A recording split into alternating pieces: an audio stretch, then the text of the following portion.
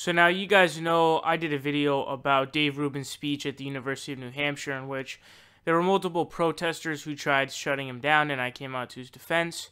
Some people are saying it looks staged, but, you know, that's sort of speculation. And while it may seem like that, I'm not really sure it is. But either way, I mean, I defend, you know, his free speech. But as I was going back to edit up the clip to show you guys that part, I caught a really ridiculous straw man done by Dave Rubin, and it's going to be such a straw man, and it's going to be so ironic. So, check out Dave Rubin here saying that the left wants open borders. It'd be nice if she left, but she's still here, okay?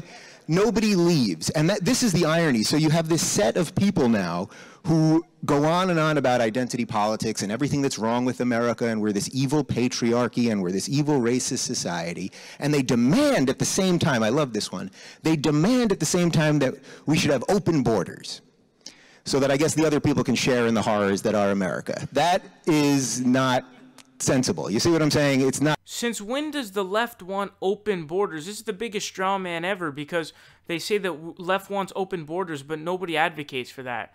But here's Bernie Sanders responding to this question, and he's going to make a very interesting point that's actually true.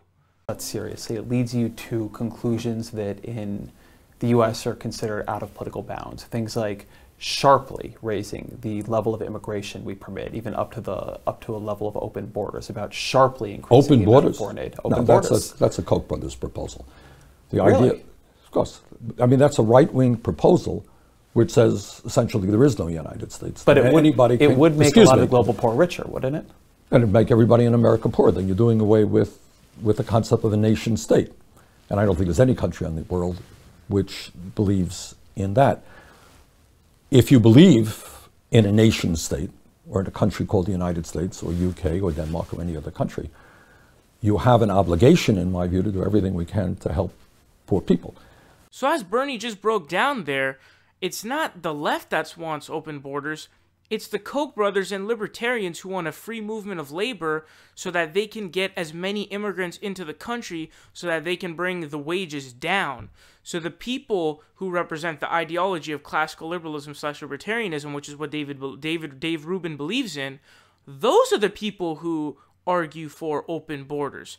I remember the Cato Institute, which is heavily funded by the Koch brothers, is massively libertarian. It's a libertarian think tank. They put out this article that said that basically most domestic terrorism was right-wing, and it was during the times of the whole Muslim ban that was going on. And while of course that's true, but what they did was they stuffed in like a bunch of like random killings that people would do, and it was because they don't want bans when it comes to immigration. They don't want any restrictions on immigration because they want as many people to come in as possible so that the wages can go down. So there's an inherent massive irony in what he's saying, because the people who are funding him, Learn Liberty, which is one of the think tanks, one of the projects of the Institute for Humane Societies, has the Koch brothers on their funding board and have donated millions of dollars. And now he has a partnership with Learn Liberty in which he's earning money. Well, the people funding him, not only that, but the people who for decades have been the face of the Libertarian Party, the Koch brothers, those people are the people who advocate for open borders. And, you know, there are stories of the Cato Institute, you know, pushing immigration, saying we need to let people in because we want to bring the wages down. And so it's a massive, not only a massive straw man on Rubin's part, but the, you know, irony level is over 9,000.